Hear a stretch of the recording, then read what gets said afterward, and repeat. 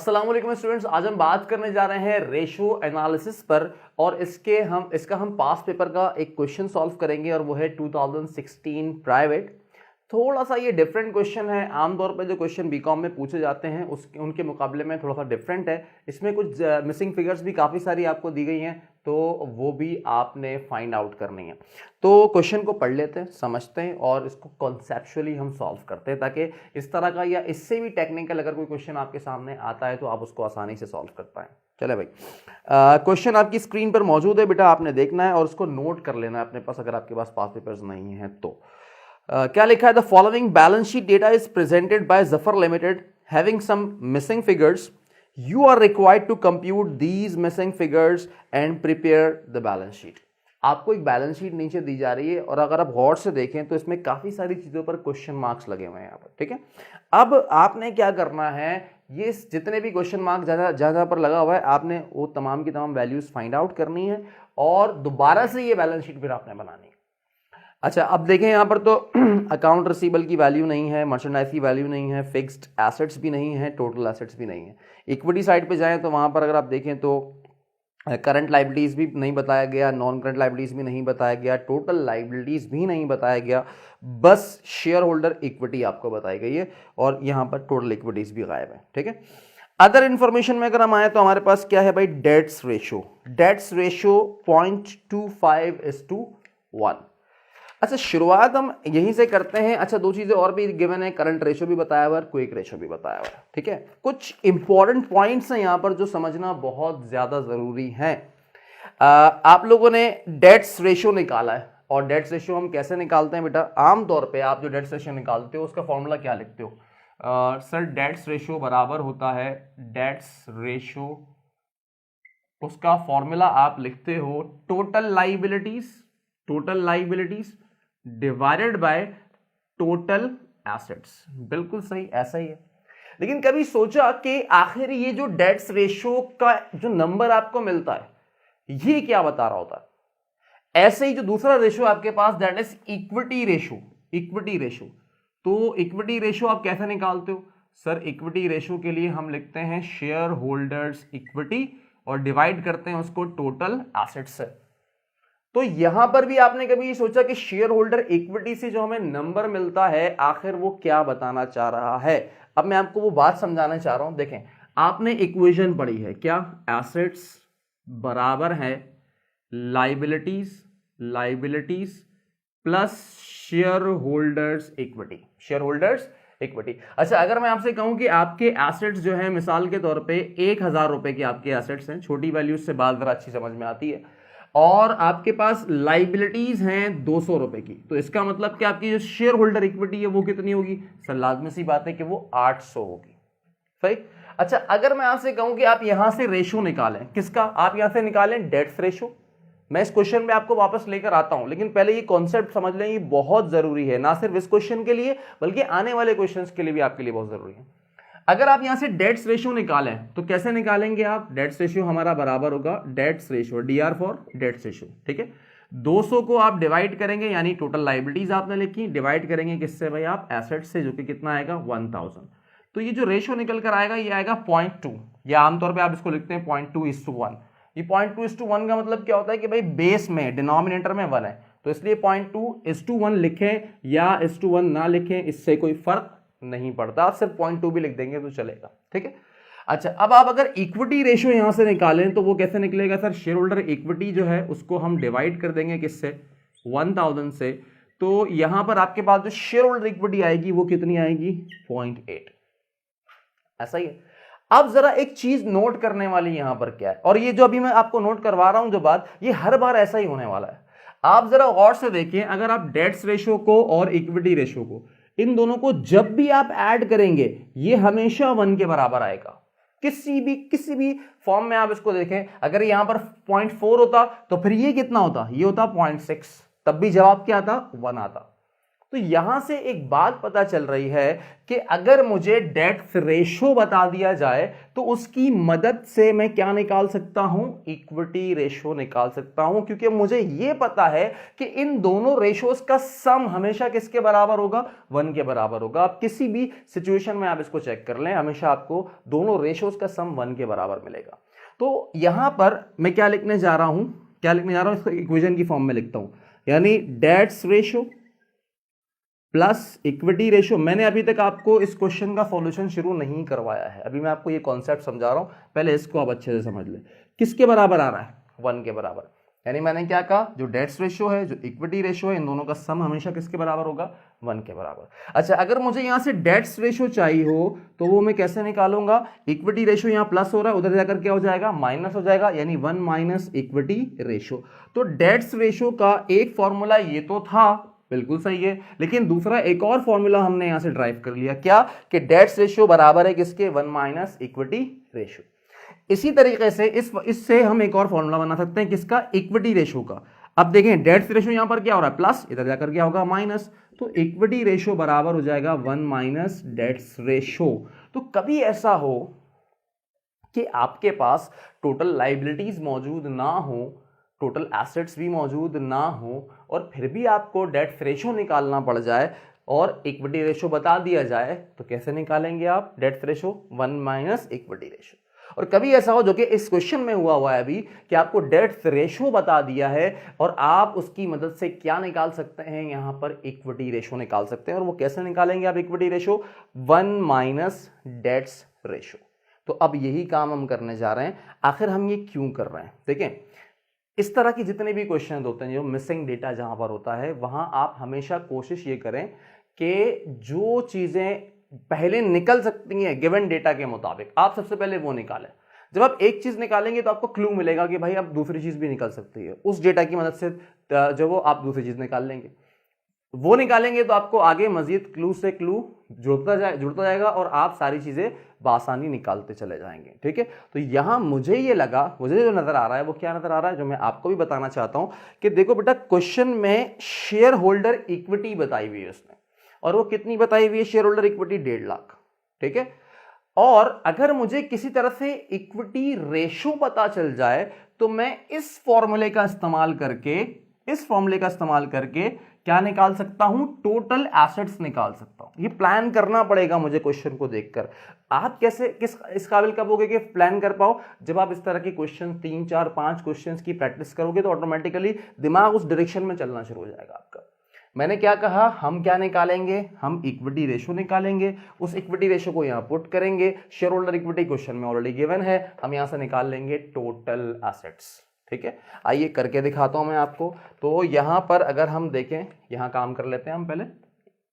अब मैं क्वेश्चन की शुरुआत कर रहा हूं, अब जो कर रहा हूं, क्या निकालना है मुझे, टोटल एसेट्स निकालना है, लेकिन उसके लिए पहले क्या निकालना पड़ेगा मुझे, इक्विटी रेशो। तो सबसे पहला मेरा काम क्या होगा, कंप्यूटेशन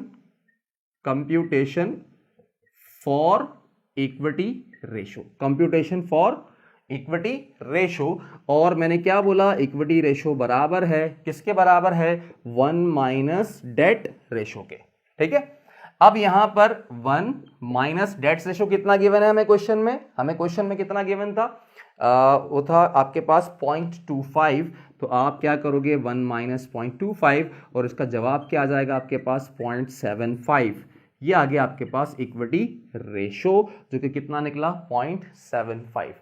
अब इस इक्विटी रेशो को मैं इस फॉर्मूले में पुट करूंगा और मुझे यहां से क्या मिल जाएगा, टोटल एसेट्स मिल जाएगा। कैसे मिलेगा, देखें, अब आपने दूसरी हेडिंग लगाई अपने पास कि क्या निकालने जा रहे हैं आप, टोटल एसेट्स निकालने जा रहे हैं। तो आपने हेडिंग लगाई computation for total assets, computation for total assets. मैं तो इसे शॉर्ट में लिख रहा हूं, लेकिन आप लोग शॉर्ट नहीं लिखिएगा, तो पूरा लिखिएगा इसको। ठीक है, अच्छा, अब यहां पर इक्विटी रेशो है, इसकी जगह पर क्या रखूंगा मैं फॉर्मूले में, 0.75 इज इक्वल्स टू, उसके बाद ऊपर क्या है, शेयर होल्डर इक्विटी, जो कि मुझे पता है, और वो कितनी है क्वेश्चन में, 1,50,000, और डिनोमिनेटर में क्या आएगा यहाँ पे, टोटल एसेट्स।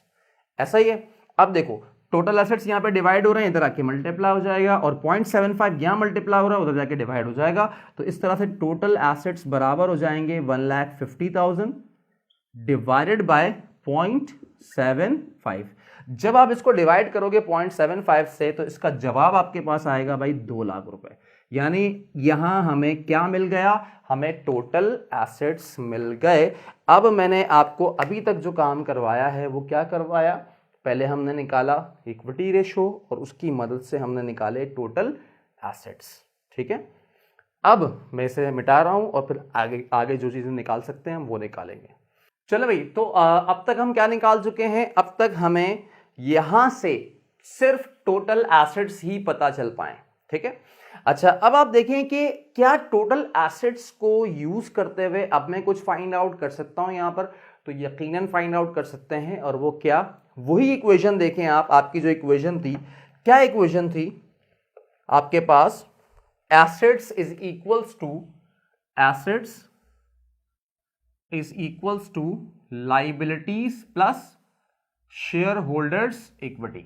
ठीक है, और यहां पर अगर आप देखें कि ये जो लाइबिलिटीज हैं, क्या अब आप फाइंड आउट कर सकते हैं या नहीं, आप कहेंगे सर बिल्कुल फाइंड आउट कर सकते हैं, क्योंकि अब हमारे पास टोटल एसेट्स मौजूद हैं जो कि कितने हैं, 2 लाख रुपए के। लाइबिलिटीज हमें नहीं पता है, उसको हम एज इट इज लिख देंगे, plus share holder equity already question में मौजूद थी और वो कितनी थी, 1,50,000। अब 1,50,000 यहां प्लस हो रहा है, इधर अगर क्या हो जाएगा माइनस, तो आप क्या करोगे, 2 लाख माइनस 1,50,000, तो यहां से आपको लाइबिलिटीज मिल जाएंगी और वो कितनी आएंगी भाई आपके पास, 50,000। ठीक है, तो ये आपको लाइबिलिटीज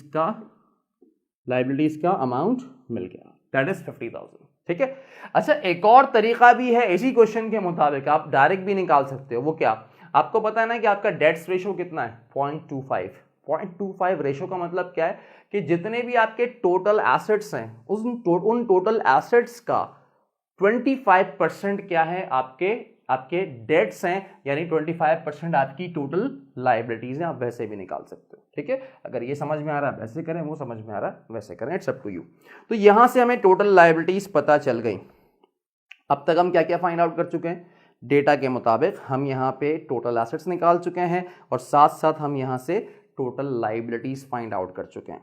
आगे बढ़ते हैं, कुछ और अब निकाल सकते हैं, डेट रेशो जितना इंफॉर्मेशन थी उसके मुताबिक नहीं, अब हमें मजीद इंफॉर्मेशन को इस्तेमाल करना होगा और वो क्या है, करंट रेशो। आप मुझे बताओ करंट रेशो क्वेश्चन में यहाँ पर कितना गिवन है आपको, 4:1। ठीक है, करंट रेशो है 4:1, या मैं इसको सिर्फ 4 भी कहूं तो चलेगा। 1:1 से मतलब क्या होता है, 4/1। ठीक है, जैसे वो 0.25:1 था तो उसका मतलब क्या था, 0.25/1। तो अपॉन के नीचे जो 1 होता है उसको लिखो ना लिखो से कोई फर्क नहीं पड़ता आपके लिए। ठीक है, अच्छा करंट रेशो को इस्तेमाल करते हुए हम क्या निकाल सकते हैं, आप मुझे बताएं क्वेश्चन को देखकर, क्या आपको करंट एसेट्स गिवन है। अच्छा करंट रेशो का जो फॉर्मूला होता है वो क्या होता है, करंट रेशो का जो फॉर्मूला है वो है हमारे पास current assets divided by current liabilities. ठीक है, अब देखें करंट रेशो मुझे ऑलरेडी पता है और क्वेश्चन में गौर से देखें तो करंट एसेट्स भी बताए हुए हैं उसने, तुम्हें करंट एसेट भी बताए हुए 1 लाख रुपए के। तो क्या अब मैं करंट लाइबिलिटीज निकाल सकता हूं यहां से, सर बिल्कुल निकाल सकते हैं करंट लाइबिलिटीज। ठीक है, तो अच्छा यहां पर आपने जो ना लाइबिलिटीज की हेडिंग लगा देनी है, मैं भूल गया, कंप्यूटेशन फॉर टोटल लाइबिलिटीज। ठीक है, हेडिंग लगानी है आपने। अब मैं क्या करने जा रहा हूं, करंट लाइबिलिटीज निकालने जा रहा हूं, तो कंप्यूटेशन फॉर करंट लाइबिलिटीज, कैसे निकलेंगे करंट लाइबिलिटीज, वही रेशो जरा गौर से देखें, क्या है भाई, करंट रेशो बराबर है किसके, current assets divide by current liabilities. ठीक है, अच्छा अब मैं करंट रेशो की जगह पे क्या रखूंगा, करंट रेशो की जगह हम रखेंगे 4 जो कि हमें क्वेश्चन में गिवन है, और ये किसके बराबर है, ये बराबर है भाई करंट एसेट्स जो कि कितने हैं हमारे पास, 1 लाख, और डिवाइडेड बाय करंट लाइबिलिटीज, ऐसा ही है। अब मैं करंट लाइबिलिटीज को यहां लाऊंगा और 4 को मान ले जाऊंगा, मुझे फिर से यहां से क्या मिल जाएगा भाई, करंट लाइबिलिटीज मिल जाएंगी। तो ये आ गया भाई 1 लाख डिवाइडेड बाय 4, और ये अमाउंट कितनी आएगी हमारे पास भाई, 25,000। यानी कि मेरी जो करंट लाइबिलिटीज है वो कितनी है, 25,000। अब जरा गौर करें, क्या मुझे टोटल लाइबिलिटीज पता है, बिल्कुल पता है। अच्छा, टोटल लाइबिलिटीज के अंदर करंट लाइबिलिटीज और नॉन करंट लाइबिलिटीज दोनों शामिल होती हैं या नहीं होती? सर बिल्कुल होती हैं।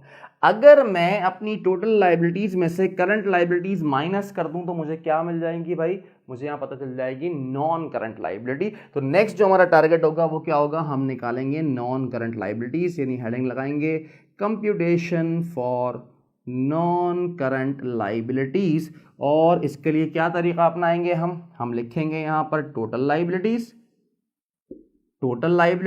और वो कितनी है हमारे पास टोटल लाइबिलिटीज? हमने निकाली हुई है, that is 50,000।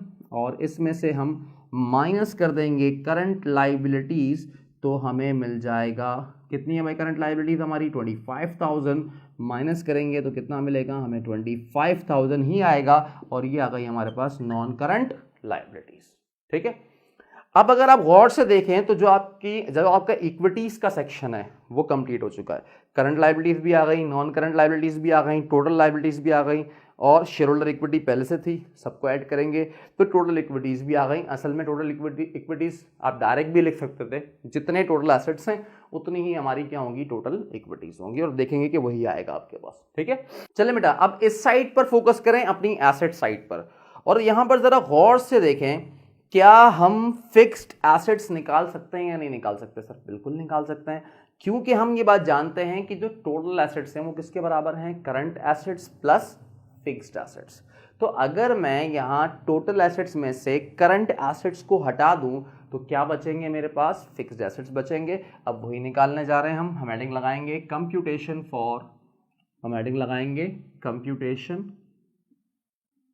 For fixed assets. हम लिखेंगे सबसे पहले क्या भाई? Total assets. और वो टोटल एसेट्स कितने हैं हमारे पास? टोटल एसेट्स हैं बेटा हमारे पास जो कि हमने निकाले थे ना, 2 लाख रुपए के टोटल एसेट्स हैं हमारे, 2 लाख। और इसमें से हम माइनस कर देंगे, करंट एसेट्स माइनस करेंगे। करंट एसेट्स हम माइनस करेंगे जो कि कितने के हैं? 1 लाख रुपए के। तो ये माइनस करने के बाद हमारे पास आ जाएंगे भाई नॉन करंट एसेट्स या फिक्स्ड एसेट्स, और ये आ गए भाई 1 लाख। ठीक है, तो यहां से फिक्स्ड एसेट्स भी पता चल गए हमें। अब सिर्फ 2 ही चीजें बाकी हैं, और वो क्या है? एक अकाउंट रिसीवेबल की अमाउंट, और दूसरी है आपके पास मर्चेंडाइज की अमाउंट। ठीक है, अब एक और रेशो भी हमें बताया उसने, और वो रेशो कौन सा है बेटा? Quick ratio, that is 2:1। अगर मैं क्विक रेशो का फॉर्मूला लिखूं तो वो क्या होता है? Quick assets divided by current liabilities. तो मैं अगर यहां लिखता हूं कि क्विक रेशो बराबर होता है quick assets divided by current liabilities. तो क्विक रेशो मुझे पता है, सर बता रहा है 2:1 यानी 2, और करंट लाइबिलिटीज मुझे पता है, ये तो हम पहले से जानते ही है ना। करंट लाइबिलिटीज हमारी कितनी है? यहां पर देखो करंट लाइबिलिटीज है हमारी 25,000। तो क्या मैं यहां से क्विक एसेट्स निकाल सकता हूं? सर आसानी निकाल सकते हैं, आओ निकालते हैं। तो अब हेडिंग लगाएंगे हम कंप्यूटेशन फॉर क्विक एसेट्स। ठीक है, और क्विक रेशो बराबर है quick assets divide by current liabilities. Quick ratio कितना है हमारे पास? सर 2 है। क्विक एसेट हमने मालूम करना है तो वो हम ऐसे रखेंगे। करंट लाइबिलिटीज हमारे पास कितनी है? 25,000 की। ठीक है, तो अब 25,000 यहाँ अगर 2 से मल्टीप्लाई होगा तो अल्टीमेट क्विक एसेट्स आ जाएंगे हमारे पास कितने? 50,000 के क्विक एसेट्स आ जाएंगे। अब क्विक एसेट हमारे पास आ चुके हैं, तो अब हम क्या करेंगे? हमने क्विक एसेट में से अगर मैं कैश माइनस कर दूं तो मेरे पास अकाउंट रिसीवेबल आ जाएगा, क्योंकि हमें पता है ना कि मर्चेंडाइज इन्वेंट्री हमारे क्विक एसेट का पार्ट नहीं होती। तो इस बुनियाद पर मैं आपसे ये बात कर रहा हूं कि क्विक एसेट में यहां इस क्वेश्चन के मुताबिक सिर्फ 2 ही चीजें आएंगी, और वो क्या होगा? एक कैश और दूसरा अकाउंट रिसीवेबल। ठीक है, तो क्विक एसेट में से अगर मैं कैश माइनस करता हूं तो मुझे अकाउंट रिसीवेबल मिल जाएगा। तो मुझे अब कंप्यूटेशन करनी है किसके लिए? अकाउंट रिसीवेबल के लिए। तो कंप्यूटेशन फॉर अकाउंट रिसीवेबल, और क्या करूंगा? पहले हम लिखेंगे यहां पर क्विक एसेट्स, और क्विक एसेट्स हम निकाल चुके हैं कितने हमारे भाई? 50,000, और इसमें से हम माइनस कर देंगे बेटा कैश, और कैश कितना है हमारे पास? 20,000। तो इसका मतलब कि बाकी का जो 30,000 है, 30,000 है, वो 30,000 क्या चीज़ है? 30,000 है हमारे पास अकाउंट रिसीवेबल। डन। और अब सिर्फ बचा हमारे पास क्या, मर्चेंडाइज। और अब तो हम बासानी मर्चेंडाइज निकाल सकते हैं। यहां पर कैसे निकालेंगे, हम यहां पर काम कर लेते हैं, कंप्यूटेशन फॉर मर्चेंडाइज, ठीक है।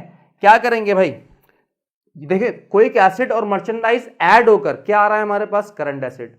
तो हम करंट एसेट में से अगर कोई एसेट्स माइनस कर दें तो जो बचेगा वो मर्चेंडाइज होगी। तो करंट एसेट्स कितने हैं, करंट एसेट्स हमारे पास भाई 1 लाख, और इस 1 लाख में से हम माइनस करेंगे भाई क्विक एसेट्स, और क्विक एसेट्स हमारे कितने हैं 50,000। ये माइनस करने के बाद हमारे पास जो बचेगा वो कितना बचेगा 50,000, और ये 50,000 आ जाएगा हमारे पास मर्चेंडाइज इन्वेंट्री। जितनी भी मिसिंग फिगर्स थी सारी हमने निकाल ली। जस्ट आपने अब क्या करना है कि जो अमाउंट आपने कैलकुलेट किए इसी बैलेंस शीट को इसी तरह से दोबारा बनाना है, और मिसिंग फिगर्स की जगह जो वैल्यूज निकाली हैं वो उसमें पुट करके ये आपने बैलेंस शीट शो करके दिखानी है, ठीक है। नेक्स्ट वीडियो में इसका जो नेक्स्ट पार्ट है हमारे पास, इसका बी पार्ट, वो मैं इंशाल्लाह सॉल्व कराऊंगा। अल्लाह हाफिज़।